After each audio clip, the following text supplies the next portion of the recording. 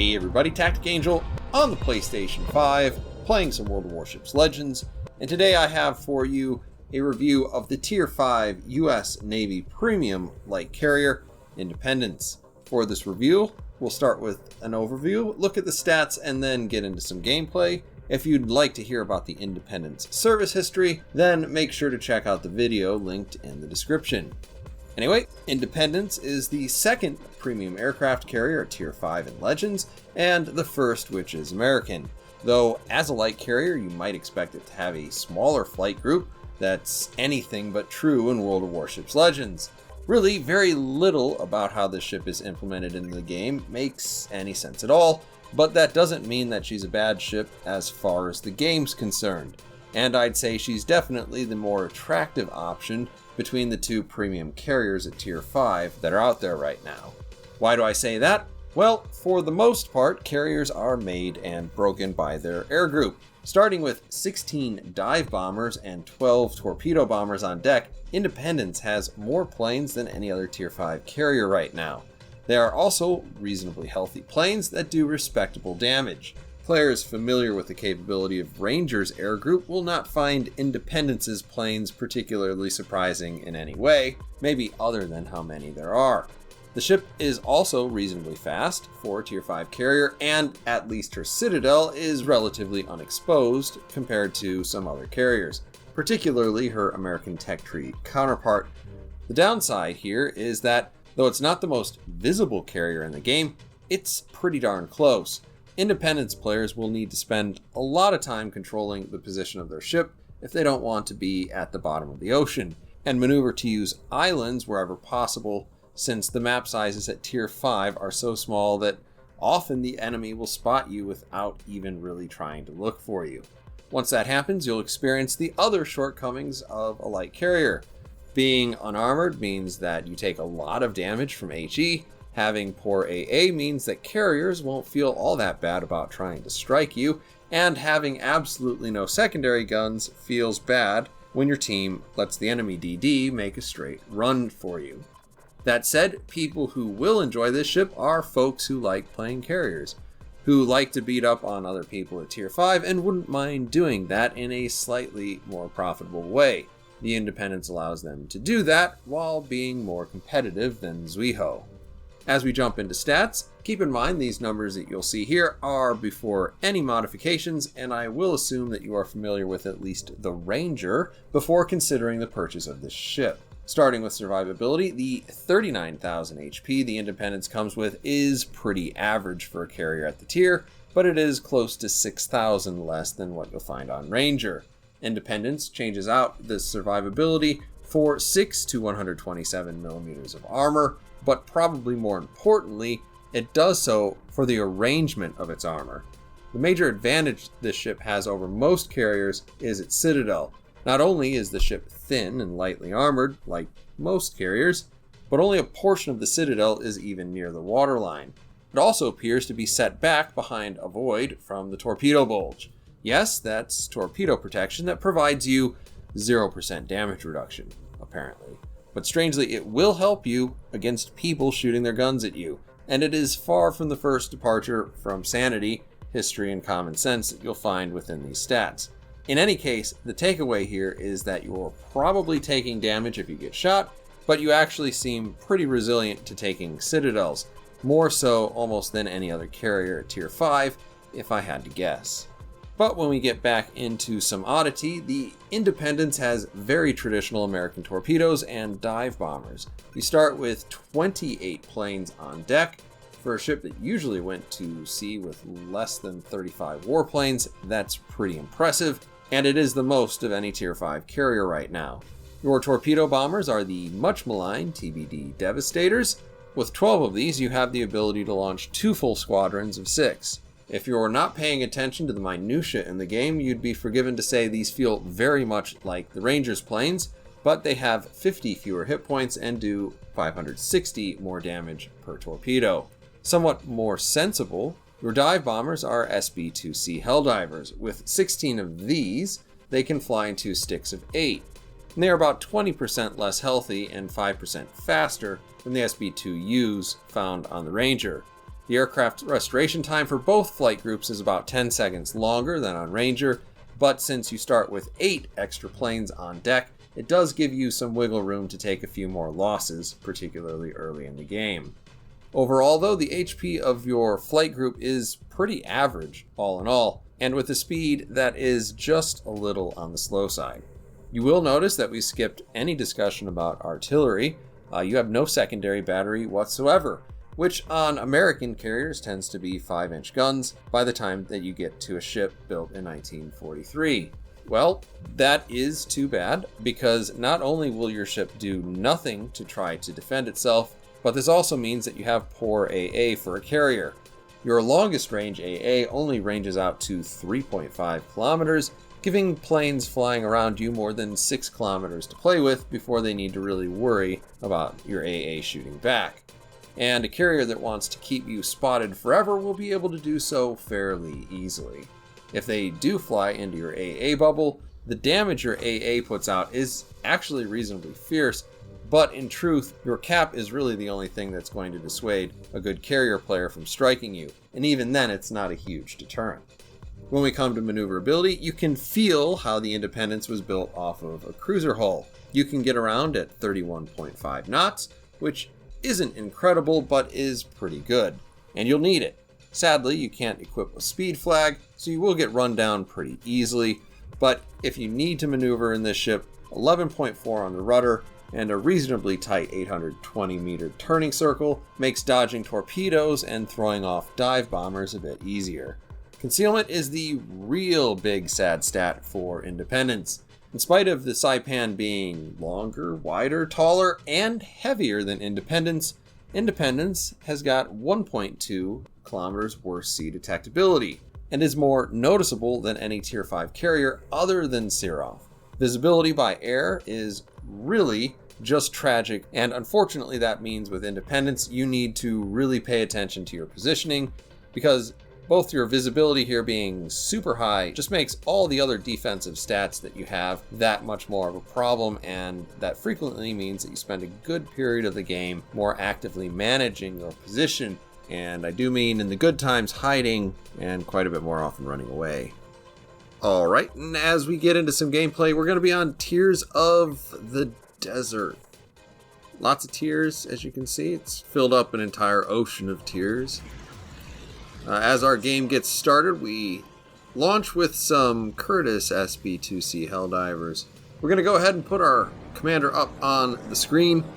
Commander's important here, not a whole lot, but I would suggest if you're going to lean in one direction or the other, since you have 16 dive bombers, it makes a heck of a lot more sense to go ahead and focus on dive bombers. Pretty good choice. Everything after that, I particularly don't like being spotted in this aircraft carrier. It happens a lot, and as usual, this is not anywhere close to my best game, but it'll give you some feel for how this ship plays. Now, what I want to do in this game is actually go after the Hyuga, because the Hyuga is a Tier 6 battleship that is running around at Tier 5 for some reason. And we're going to go ahead and really want to go after him. But as we're flying through the middle of the map, we do catch a destroyer in the open. Since a Minikaze can have a sub 5 kilometer sea detectability, our job here is to try to keep him spotted. And if possible, it wouldn't be bad to do some damage like that. You can see, even with one bomb dropped on him, we have reduced him to about 75% of his life. We're going to start our run here knowing that we can turn to the left here and follow him around this. We get a little bit more love there. And the Minikaze is already off to a pretty rough start.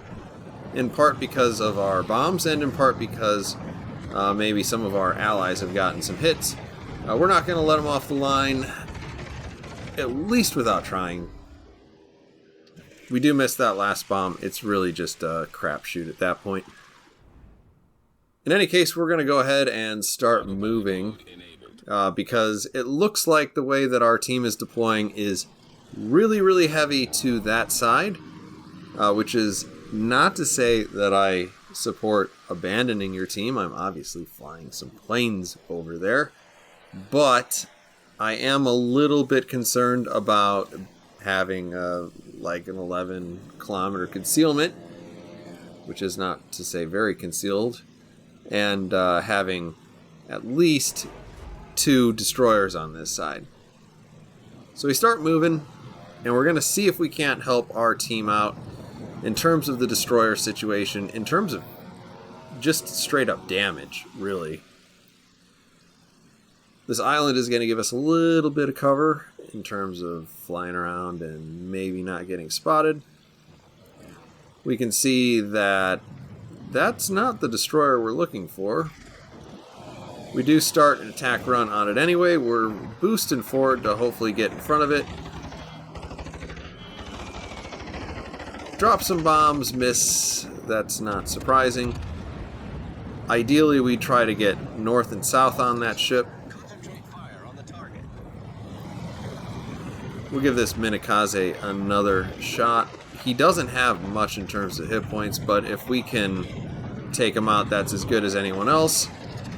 Again, really difficult time actually hitting him. I will lose every one of these planes if it means making sure that Minakaze stays spotted for the longest period of time. We really, really want him to get knocked out of the game as quickly as possible. You can see that he does there, right at the very end. We get a little bit lucky. Now, having thrown some dive bombers at the problem and needing to regenerate some of them, we decide to launch TBD Devastators. This will give us a little bit of time to explore some fun facts about the air group here. Not only does this look strange having wildly differently painted aircraft, this sort of shenanigan would never have happened in reality. For one, this paint job is essentially a pre-World War II paint job, being phased out in the early part of 1941.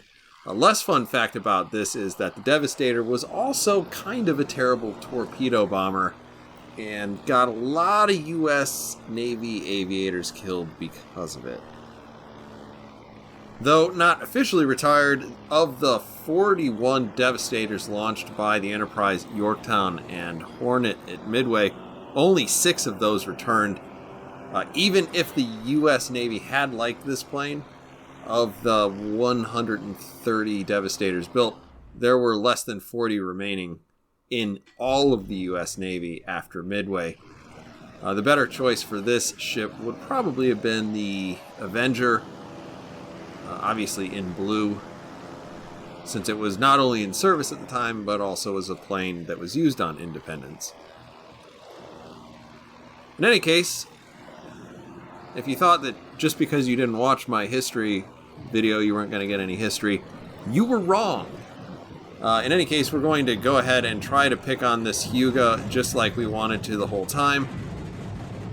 We are going to try to help our destroyer here, who is apparently YOLOing for reasons I hope make more sense from sea level. Hyuga does a pretty good job there maneuvering. We're going to take a tight turn, and because our torpedo bombers are so slow, we're going to be able to fully aim this in this time. He's probably not going to turn out on us. A couple more hits, and now we're going to try to line up our last 2. Obviously, we're going to lose one of these. There you go. And getting this last one lined up, we go ahead, drop that, and get back to what we're doing. If you didn't notice in the lower left-hand corner of the screen, we have picked up an extra icon.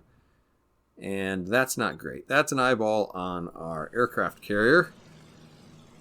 And you're going to see me suffer a little bit of indecision here because I know it's a destroyer, but I'm not 100% sure where that destroyer is.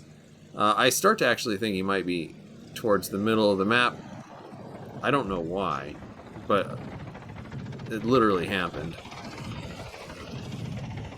We try to slow down here as much as possible. This is a bad drop.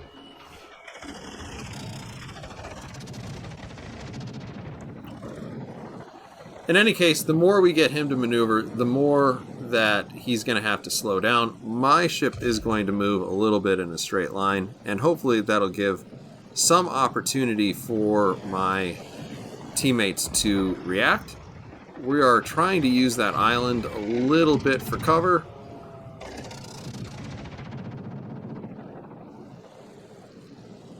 But we are really going to struggle with actually hitting this guy because we are just a dive bomber. And it's not like carpet bombing, which has, you know, a pretty good amount of coverage. We get, you know, a good amount of damage there. We're going to go ahead, switch our heading. That's going to give us a few extra seconds as the Visby comes around that smaller island before he can present with some torpedoes. We start our dive bomb run here a little early so that we can get pretty low by the time that we get to him. We land another hit, which was nice, and our teammates come through for us in the end.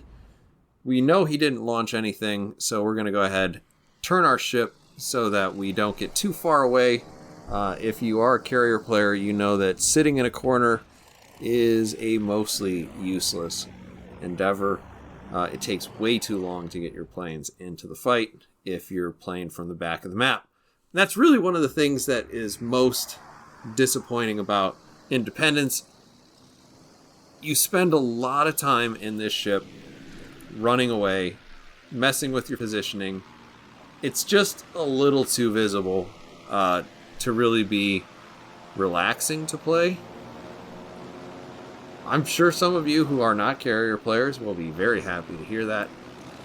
Independence is not relaxing to play. I really do wish that they would fix the color of this plane, or maybe replace it with another plane. Battle ends in 5 minutes. In any case, we're only sitting on 30,000 damage here, and that may not seem like a super great game for a lot of people. Certainly not record-setting by any stretch of the imagination. But the thing about playing a carrier is that your utility as a spotter is often at least as important as your ability to do damage. Certainly putting up big damage games is fun, and this ship is perfectly capable of doing it, particularly if you can get stuck in behind an island where no one will really give you a hard time. But that doesn't always happen. It's important to understand that before jumping into this ship. We do let that destroyer run past us. We had already kind of lined up for this Furitaka. He is going to hit both of those torpedoes and then an island. We're going to go ahead, line up this last shot. We're going to put it right on the back part of his ship so that we can't shoot around him. And as he starts to back up, it lands dead center. We finish him off. We actually do get a kill there at the end. We did a decent amount of damage to several different targets there, but not any kills up until that point. So closing thoughts on Independence. I get what they're trying to do with this ship in terms of gameplay. I don't completely appreciate it, and it's partly out of that out-of-game historic reason, and part of it's also, to me, this should be basically Saipan's little sister, and it doesn't play at all like that. And I'm not talking about magic torpedoes or anything. In terms of how this ship plays in game, I think the visibility is a bit on the absurd side, and it leads you to having to run away a lot. Doing that at a slight angle helps quite a bit. You can bounce actually a lot of battleship shells. If you run into an Atlanta, though, you're going to get toasted pretty quick. It is the better of the two premium carriers at this tier, which is not saying a whole lot. And with her, you get a little bit less bang for your buck as a campaign reward versus a tier 7 destroyer.